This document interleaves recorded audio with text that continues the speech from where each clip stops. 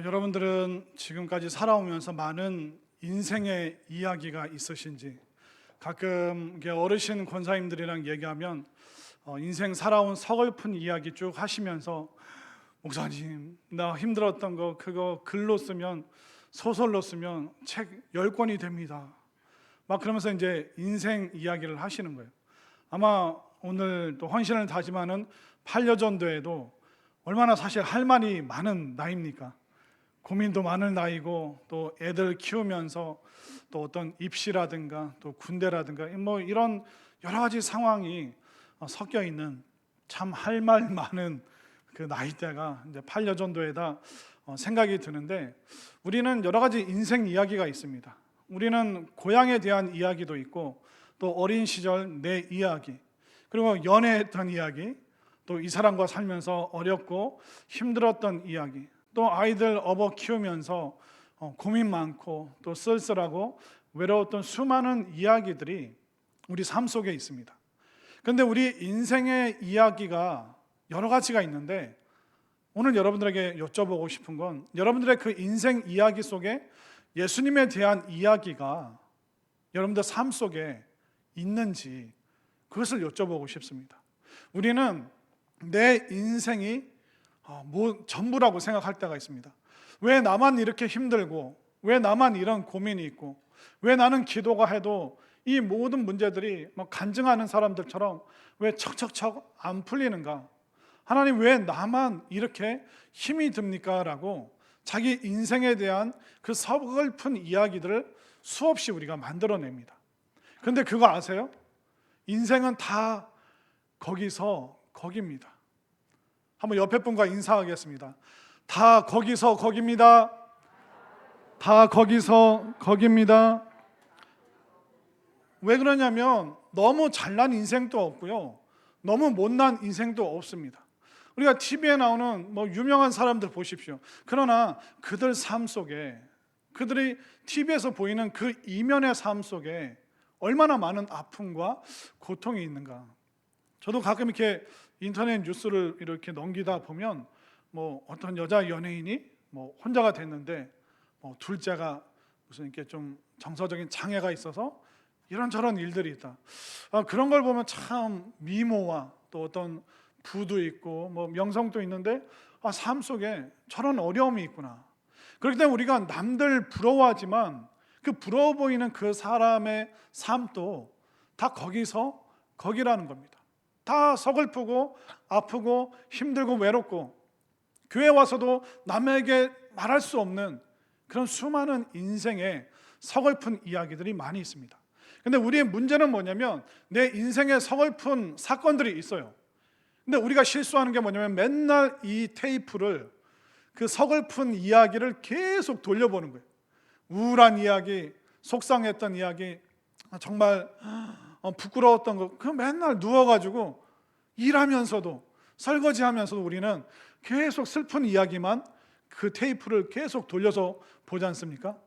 왜 그러냐면 우리 삶 속에 예수님에 대한 이야기가 별로 없기 때문에 내 이야기로 인생을 전부 채우려고 하는데, 내 이야기의 결국 결론은 뭡니까? 결국 다 거기서 거기라는 거예요. 때로는 자식 때문에 너무 서글프고 부끄러울 때가 있습니다. 또 때로는 아이들 때문에 내가 어깨에 힘주고 우쭐할 때가 있죠. 우쭐했다가 서글프다가, 또 얘 때문에 속상했다가, 또 언제는 또 아이들에 대해서 뿌듯하게 여기고, 늘 인생이 거기서 거기라는 겁니다. 그래서 우리 인생 이야기, 나만 서글픈 것 같은데 다 비슷하다는 거예요. 다 비슷한 종류의 어려움들이 누구나 다 갖고 있는 거예요. 그런데 차이는 뭐냐? 우리 인생 이야기는 똑같은데, 이 인생 이야기에 예수님에 대한 이야기가 있는가 없는가, 이 차이밖에 없는 거예요. 예수님에 대한 이야기가 뭡니까? 그걸 성경에서는 복음이라고 말합니다. 예수님께서 하셨던 말씀, 예수님께서 거니셨던 그 인생의 여정들, 또 십자가와 부활, 예수님이 만났던 그 모든 사람들에 대한 사건, 그 이야기들, 그러니까 예수님과 관련된 모든 이야기가 뭡니까? 바로 복음이다라고 이야기를 하고 있습니다. 그럼 여러분들에게 만약 이 복음이 없다면, 예수님에 대한 이야기가 없다면, 여러분들은 복음이 주는 그 능력과 복음이 주는 그 은혜 혜택을 아직 여러분들이 온전히 못 누리고 있는 것입니다. 오늘 헌신을 다짐하는 우리 팔려전도회와 또 함께 예배드리는 우리 모든 성도들이 이 복음의 능력, 이 복음의 혜택을 오늘 경험하고 체험할 수 있게 되기를 간절히 소망합니다. 자, 그러면 이 로마서를, 이 강력한 로마서를 쓰고 있는 사도 바울이 말하고 있는 게 뭘까요? 16절 말씀을 볼까요? 16절, 내가 복음을 부끄러워하지 아니하노니. 자, 이 로마서는 사도 바울이 한 번도 가보지 못한 로마 교인들에게, 이 로마 교회는 사도 바울이 세운 교회가 아닙니다. 그럼에도 불구하고 사도 바울은 이 유럽 전 세계의 중심인 이 로마의 복음의 폭탄을 내가 터뜨려야겠다, 그 심정으로 그는 로마에 가기를 원하고 있습니다. 그러면서 로마 교인들에게 가기 전에 먼저 복음의 메시지를, 복음의 이야기를 주는 그 편지가 바로 로마서입니다. 근데 오늘 16절에서 내가 복음을 부끄러워하지 아니하노니, 이 말은 뭐냐면 로마 교인들은 복음을 부끄러워한다는 겁니다. 믿음의 사람들 속에서도 복음을 부끄러워하는 사람들이 있는데 나는 복음이 부끄럽지 않습니다. 사람들은 예수님의 이야기를 부끄러워하는데 나는 예수님의 이야기가 부끄럽지 않습니다. 그 말을 지금 사도 바울이 하고 있는 거죠. 부끄러워한다는 게 뭡니까? 내세울 게 없다, 자랑할 만하지 않다는 겁니다. 많은 그리스도인들이, 당시 로마에 살았던 사람들뿐만 아니라 오늘날도 우리는 복음을 자랑스러워하지 않습니다. 예수님 믿어서 그리스도인 된 거에 대해서 내세울 만한 것이라고 생각하지 않는 분들이 너무 많습니다. 그 사람들에게 지금 사도 바울이 말하고 있는 거예요. 나는 복음을 부끄러워하지 않는다. 로마에 있는 당신들은 지식을 자랑하고 권세와 권력과 힘과 건강과 늘씬한 키와 멋있는 외모, 그 로마에서 산다는 그 자부심을 자랑하지만 로마인들이요, 당신들은 예수님의 이야기, 이 복음의 이야기를 내세울 만한 것이라고 생각하고 계십니까? 사도 바울은 거기에 대해서 답을 하는 거예요. 나는 이 복음이 가장 내세울 만한 이야기고 이 복음이 가장 나에게는 자랑스러운 이야기입니다. 그것을 힘주어서 지금 사도 바울이 말하고 있는 것이죠. 그러면 왜 사도 바울은 이 복음이 부끄럽지 않다라고 이야기를 할까요? 자, 16절을 다시 한번 볼까요? 내가 복음을 부끄러워하지 아니하노니. 한번 같이 읽겠습니다. 16절 시작. 내가 복음을 부끄러워하지 아니하노니 이 복음은 모든 믿는 자에게 구원을 주시는 하나님의 능력이 됨이라. 네, 거기까지 아멘. 복음은 모든 믿는 자에게 구원을 주시는 하나님의 능력이 됩니다. 그러니까 복음은 능력인데 어떤 능력이 있냐면 죄 사함의 능력이 있습니다. 이 로마서 1장 말씀을 통해서 가장 놀랍게 변화되고 죄 사함 받은 사람이 역사 속에 누구냐면 마틴 루터라는 사람입니다. 마틴 루터는 1517년 10월의 어느 멋진 날, 10월 31일 날 비텐베르크 대학교 정문에다 꽝꽝꽝 대자보를 붙였습니다. 95개조 반박문, 천주교가 지금 잘못하고 있는 죄된 모습 95가지를 비텐베르크, 본인이 다니고 있던 교수로 섬기고 있던 그 대학교 정문에다 꽝 못 박습니다. 1517년 10월 3일, 10월 31일 이 날이 바로 종교개혁의 시작이었습니다. 마틴 루터가 왜 그가 사실 변화된 것은 바로 로마서 1장 17절 말씀 맨 마지막 부분, 오직 의인은 믿음으로 말미암아 살리라. 이 로마서 1장 17절이 마틴 루터의 인생의 모든 것을 바꿨습니다. 그가 구원받은 날이 바로 이 말씀을, 로마서 1장 17절 말씀이 생각나고 체험됐던 그 날이 본인이 구원받은 날이라고 이야기를 하고 있습니다. 마틴 루터가 참 신실하고 좋은 사람입니다. 그가 그 대학생 때 법을 전공했는데 그 법 전공이 끝나고 나서 그는 이제 신학생이 되기로 결단합니다. 23살 때 신학생이 됐습니다. 그러니까 우리로 치면 신학생인데 그 당시로는 수도사였습니다. 그러니까 23살부터 33살까지 10년 동안 그가 수도사로서 신학생으로서 또 성경을 전공하고 또 신부의 길, 목회자의 길을 가는 그 10여 년 동안 이 마틴 루터를 가장 괴롭혔던 게 뭐냐면 바로 죄의 문제였습니다. 신학생인데 수도사인데 목회자가 되어가야 될 이 사람이 10년 동안 그가 힘들어했던 문제가 죄의 문제였습니다. 수도사였기 때문에 결혼하지 않습니다. 가정을 꾸리지 않습니다. 그러다 보니까 여러 고민할 부분이 별로 없죠. 그리고 재산도 별로 없습니다. 그러다 보니까 이 수도사가 할 수 있는 게 뭡니까? 말씀 보고 기도하고 묵상하고 또 수도원에서 내주는 그 숙제, 예를 들어 노동을 한다거나 일을 한다거나, 그 삶이 굉장히 단순합니다. 고민거리가 뭐가 있습니까? 부양해야 될 가족도 없고 해야 될 사업도 없고 바쁘지도 않고. 근데 10년 동안 23살부터 33살까지 10년 동안 그를 괴롭혔던 것은 죄의 문제. 내가 하나님 앞에 예배 드릴 때는 거룩한 사람 같은데 기숙사로 돌아오면 기숙사 돌아오는 그 길에서 자기 속에서 일어나는 음란한 마음들, 또 사람이 미운 마음들, 뒤에서 남을 험담하는 이런 모습들, 이 죄의 문제가 그를 너무나도 심각하게 힘들게 만들었습니다. 그래서 이 마틴 루터가 얼마나 착실한 사람이었냐면, 그 천주교는 뭐가 있죠? 어떤 방에 들어가서 신부님한테 죄진 거 얘기하잖아요.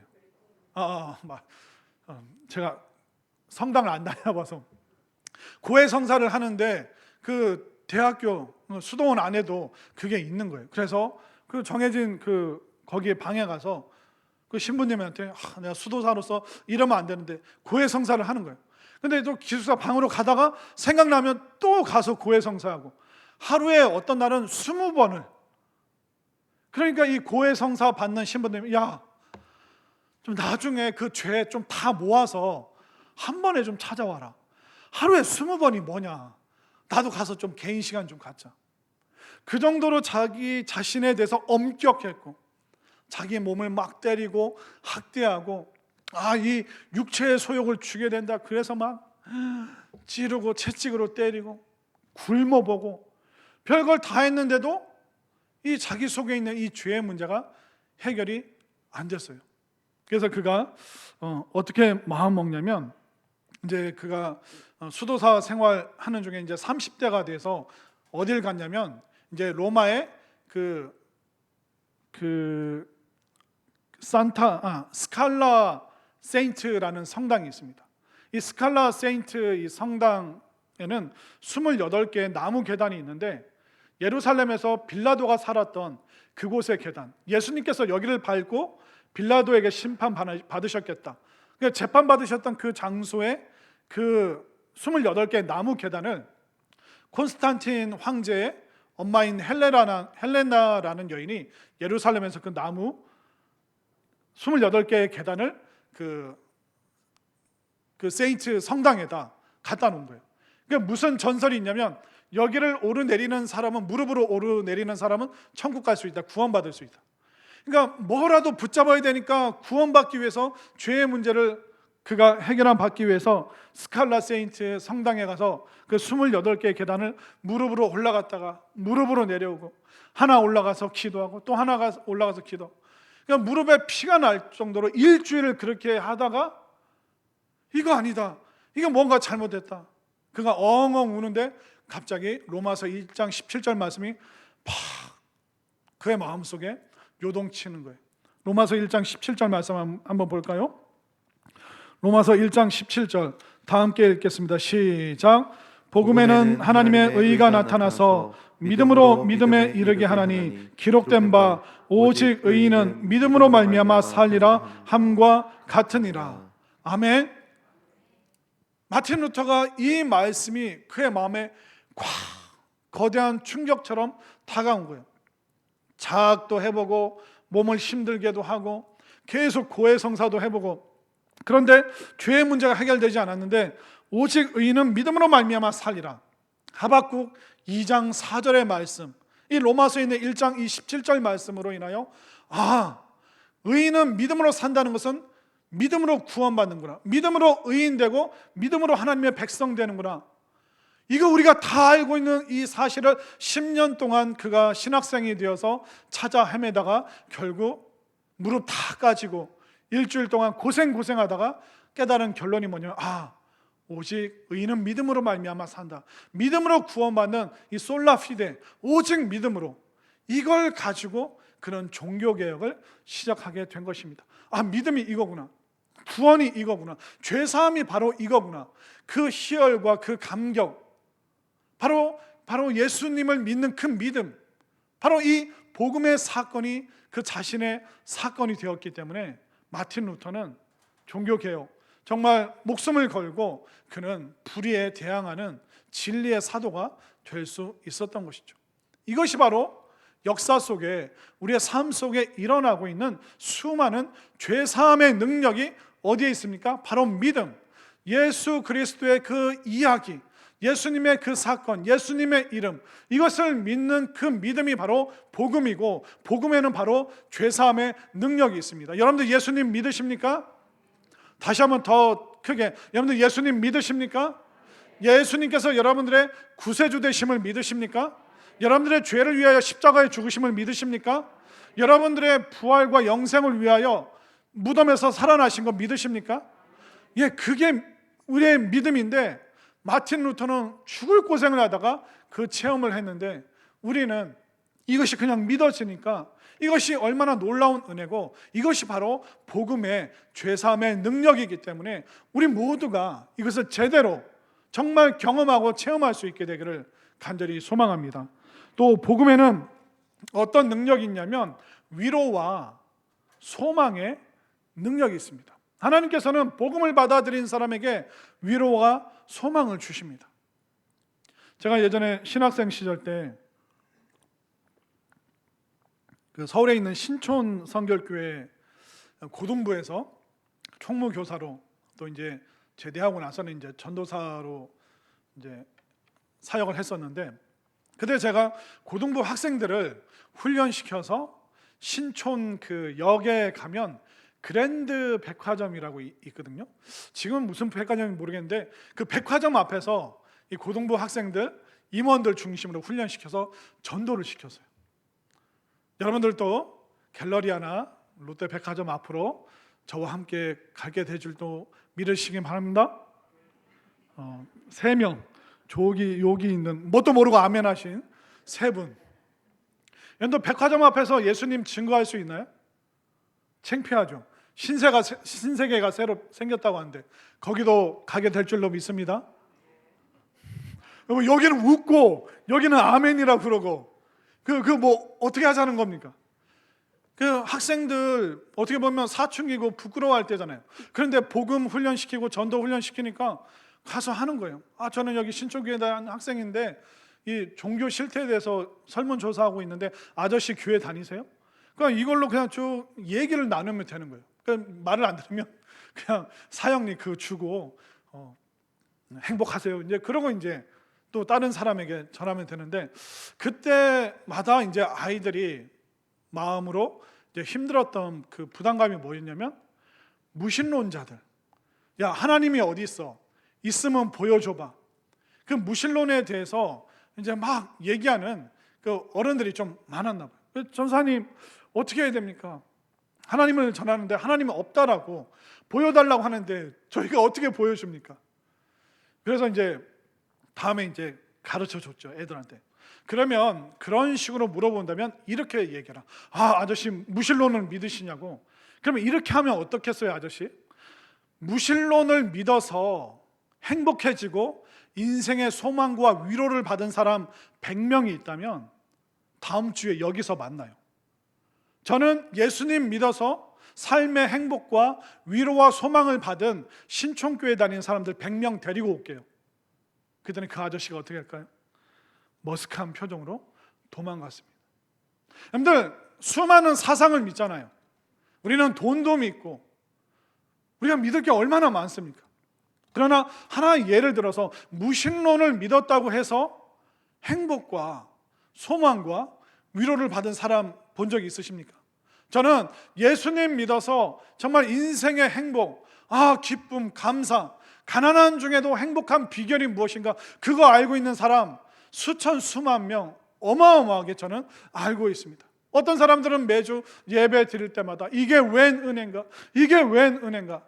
눈물로 예배 드리는 그런 수백 수천만 명의 사람들도 알고 있습니다.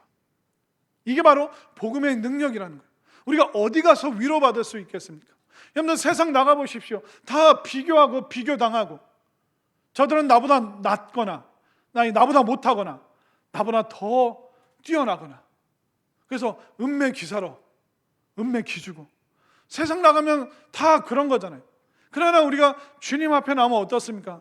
여기 위로가 있는 거예요. 소망이 있고, 또 하나님께서 내 서러움 다 알아주시니까. 세상은 알아주지 않아요. 그러나 하나님 앞에 나오면 어떻습니까? 하나님이 알아주시잖아요. 이것이 바로 복음의 능력, 복음으로 인해서 위로받고 소망을 얻고 행복해진 사람이 얼마나 많은지, 여러분들도 그 한 사람 중에 그 한 명, 그 한 사람이 바로 여러분들이 되시기를 바랍니다. 또 복음에는 어떤 능력이 있을까요? 복음에는 치유와 또 귀신을 내쫓는 그런 능력이 있습니다. 저도 수많은 치유와 또 그런 병 낫는 역사들이 있는데, 성령의 능력이 바로 복음을 통해서 오는데, 미국에서 제가 사역할 때 한 4년 정도 이제 청소년부, 중고등부 학생들을 가르쳤는데, 그때 어느 해인지 그 여름에 수련회를 갔습니다. 수련회 가서 이제 그 강사님에게 부탁한 거는 정말 복음, 죄사함, 회개, 여기에 대해서 좀 강력한 메시지를 좀 해달라.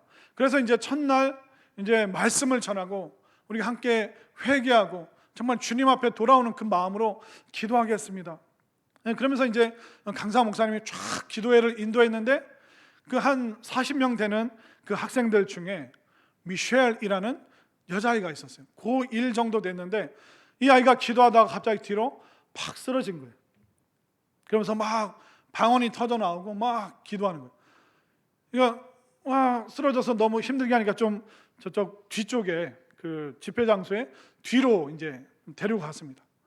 그러다가 막 너무 힘겹게 막 울고 막 회개하고 막 하나님 뭐 용서해 달라고, 나는 애가 너무 힘들어하니까 여자애들이랑 좀 시켜가지고 걔를 들고, 미셸에는 여자애를 들고 숙소에 데려다 놨는데, 바닥에 엎어져가지고 막 회개를 하는 거예요.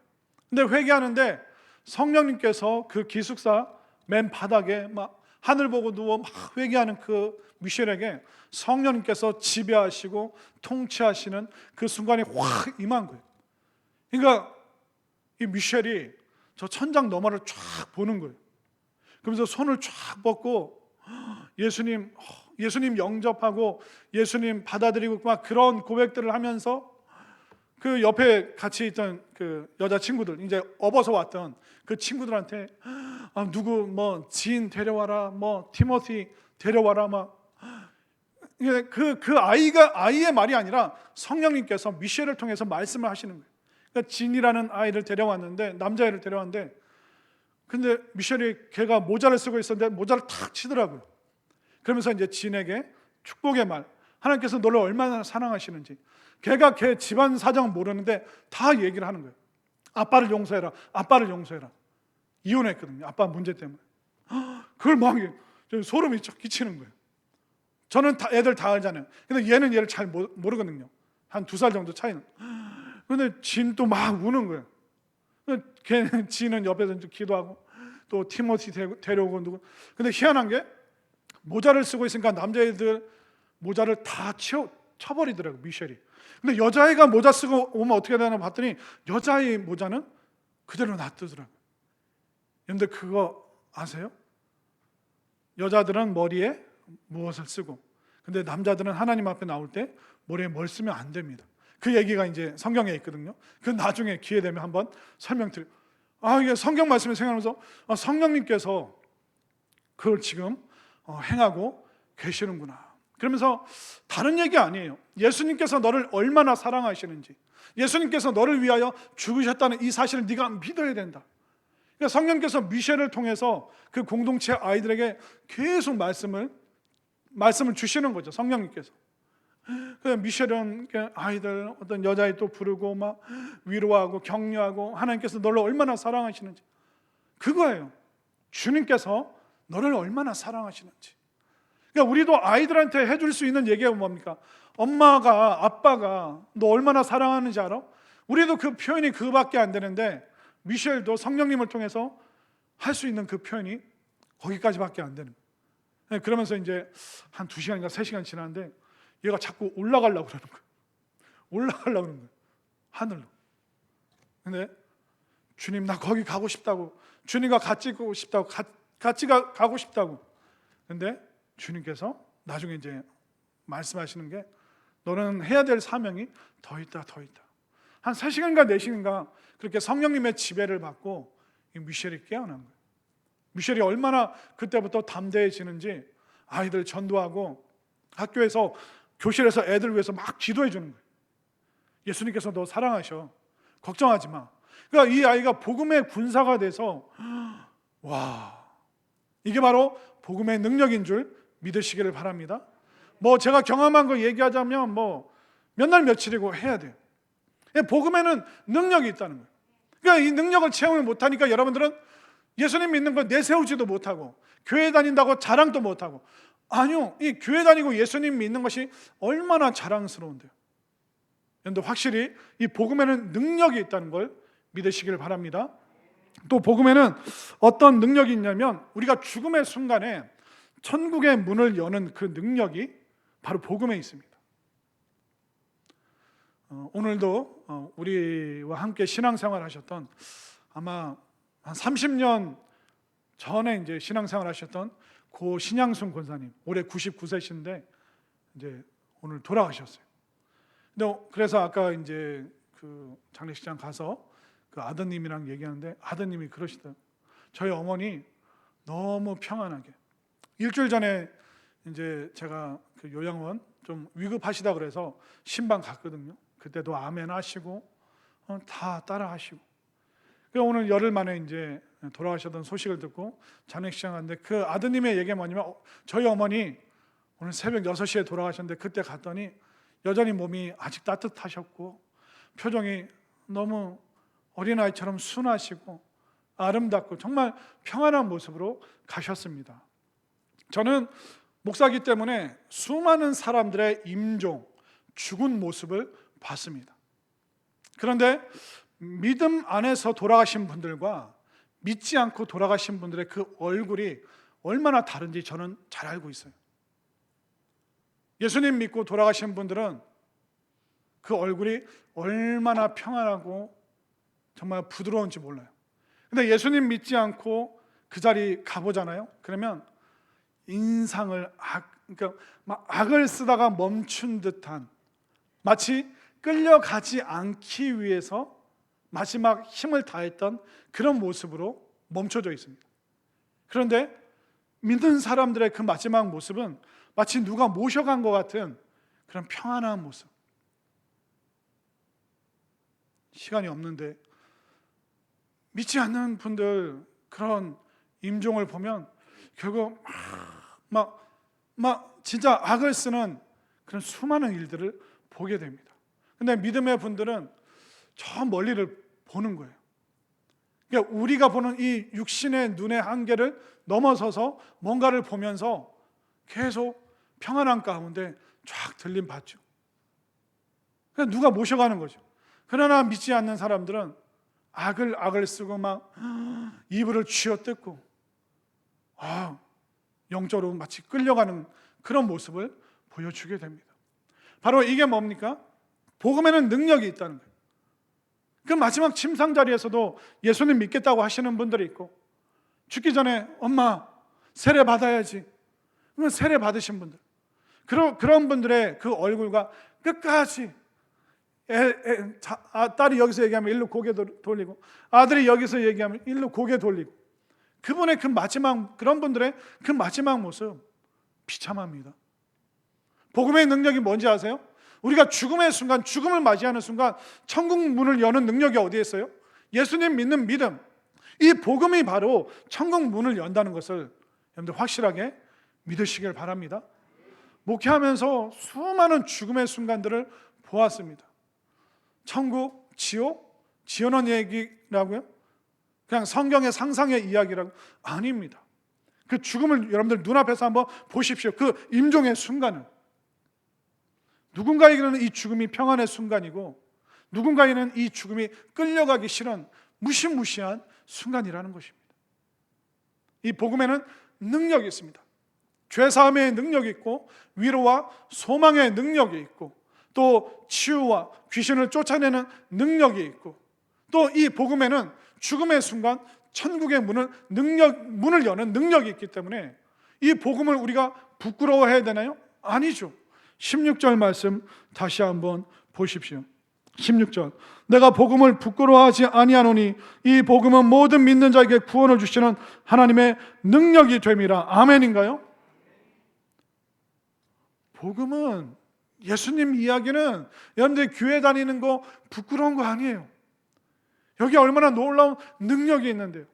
여러분들 이 복음의 이 능력, 이 복음이 주는 그 은혜와 그 혜택 여러분들 마음껏 받아 누리시기를 소망합니다.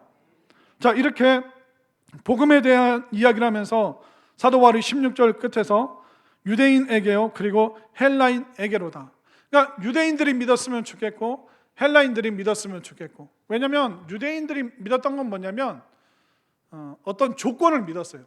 유대인들이 믿었던 구원은 뭐냐면 우리가 유대인이라는 혈통에서 태어나면 믿든 안 믿든 구원받는다. 유대인이라는 그 배경이 있다면 우리는 아무리 나쁜 짓을 저질러도 하나님 백성 될 수 있다. 그러니까 그 혈통이라는 조건을 믿었어요, 유대인들은. 헬라인들은 뭘 믿었을까요? 지식을 믿었습니다. 인문학적인 그 지식으로 신의 영역에 그 길에 들어설 수 있다. 이것이 바로 헬라 철학이었습니다. 그리고 이 로마서를 받는 로마인들은 어떻습니까? 로마인들은 힘을 믿었어요. 로마가 그 당시 가장 강력한 군사력을 갖고 있었습니다. 경제적으로 가장 부유했던 나라가 로마였습니다. 모든 길은 로마로 통했습니다. 또 로마의 그 언어였던 라틴어가 그 당시에 유럽의 보편적인 언어였습니다. 언어적으로, 경제적으로, 군사적으로, 사회문화적으로 로마인들에게는 가장 힘이 있다. 이 로마의 힘이 우리를 지키고 우리를 구원할 것이다. 그러나 여기에는 복음이 없어요. 예수님의 이야기가 없습니다. 유대인들이 말하는 그 혈통의 조건에 예수님의 이야기 없습니다. 헬라인들이 그렇게 찾아 헤매는 그 철학과 인문학의 세계 속에도 예수님의 이야기가 없기 때문에 구원이 없다는 거예요. 로마인들이 힘을 숭배하지만 거기에 예수님의 이야기가 없으면 그 힘은 그 천국 문 앞에서 아무것도 열 수 없는 무력함밖에 안 되는 것입니다. 그렇기 때문에 이 사도 바울은 이 복음의 능력을 알기 때문에 유대인들도 예수님 믿어야 되고 헬라인들도 예수님 믿어야 되고 로마인들도 이 예수님을 믿어야 되는 것이 얼마나 이 놀라운 능력이 되는가. 그렇기 때문에 이 복음이 너무나도 자랑스럽기 때문에 유대인, 헬라인, 로마인 할 것 없이 모든 사람이 천국 갈 수 있는 이 방법을 본인은 알고 있기 때문에 그 사람들에게 자랑스럽게 정말 가장 내가 내세울 것은 바로 예수님의 이야기, 이 복음밖에 없다. 그래서 사도 바울은 너무나도 힘있게 이 예수님 이야기를 지금 하고 있는 것입니다. 그렇게 해서 이 복음의 능력이 결국 우리를 어디까지 인도하는가? 17절 말씀 볼까요? 복음에는 하나님의 의가 나타나서, 이 하나님의 의라는 것은 뭐냐면 옳고 그름보다도 관계 회복이라고 생각하시는 것이 조금 더 맞습니다.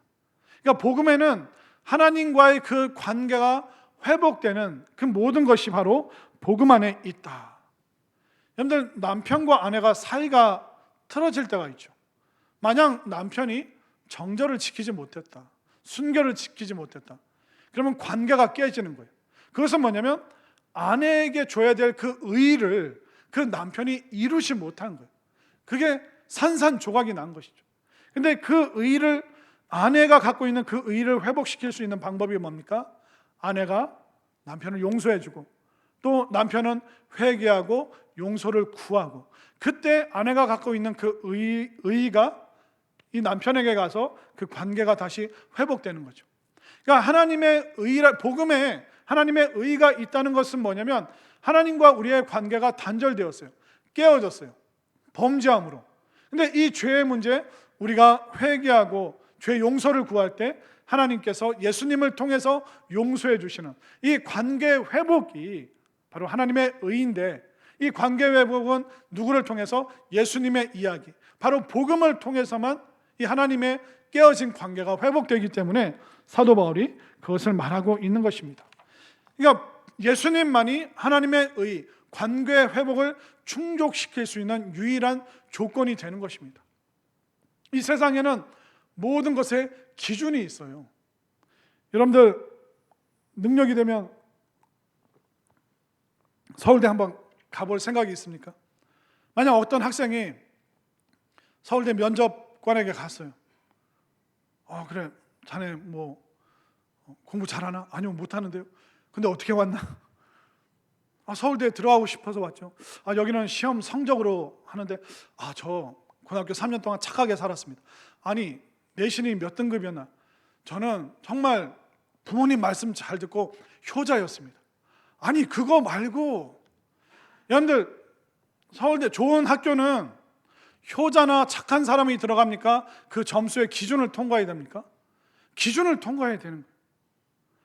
우리가 아무리 애를 쓰고 노력한다고 해도 그 기준만 통과하면 되는데 기준이 안 되면 아무것도 안 되는 거예요. 하나님의 의의를 회복할 수 있는 것이 혈통의 조건일까요?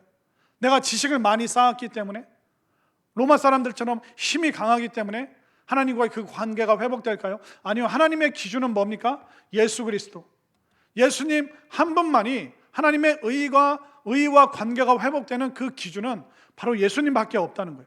다른 거 가지고 우리가 막 고행을 하고 선행을 쌓고, 그것은 하나님의 기준이 아니라는 거예요. 오직 복음, 예수님의 이야기만, 이 예수님의 이야기를 믿는 사람만이 바로 하나님의 이 관계성이 회복되기 때문에 복음에 바로 능력이 있다는 것을 여러분들 확실하게 깨달으시기를 바랍니다. 여러분들에게 여쭙고 싶습니다. 여러분들 어떤 이야기로 충만했습니까? 여러분들의 서글픈 이야기, 속상한 이야기, 더 갖고 싶은 이야기, 우리 인생의 이야기는 다 비슷해요. 거기서 거기에요. 근데 이 허무한 인생의 이야기 속에 누구의 이야기가 있어야 돼요? 예수님의 이야기. 이 예수님의 이야기가 뭘까요? 복음입니다. 여러분들 복음을 더 알고 싶으세요? 그럼 제가 팁을 좀 드리자면, 성경을 보면 두 가지 색깔로 기록해 놨습니다. 바로 까만색 글씨랑 또 무슨 글씨가 있을까요? 어떻게 아세요? 교회 다닌 지 오래되셨어요? 마태, 마가, 누가, 사도행전 1장에 보면 다른 건 다 까만색으로 기록되어 있는데 예수님의 말씀만 무슨 색으로 기록되어 있어요? 붉은색으로 기록되어 있습니다.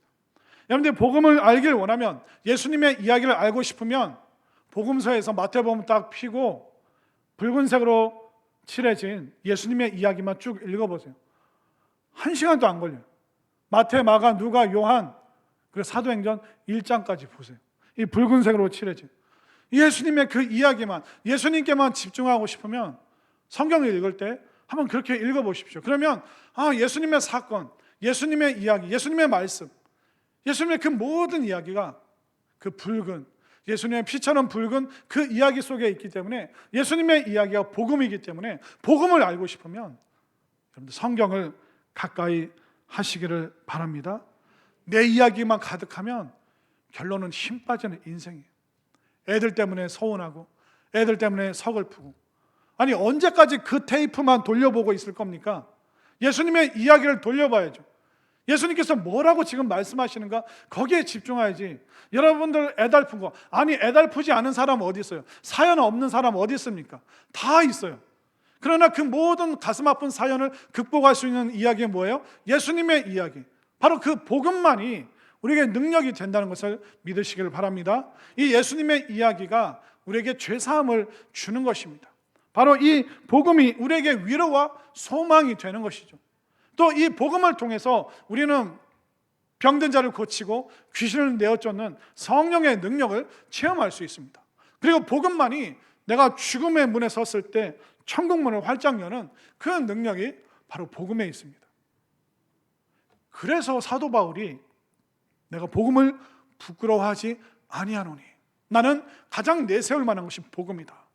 나는 가장 자랑할 만한 것이 복음이다. 왜? 이게 전부고 전부를 다 가진, 처음과 끝을 다 가진 게 뭔지 사도 바울은 알았기 때문에.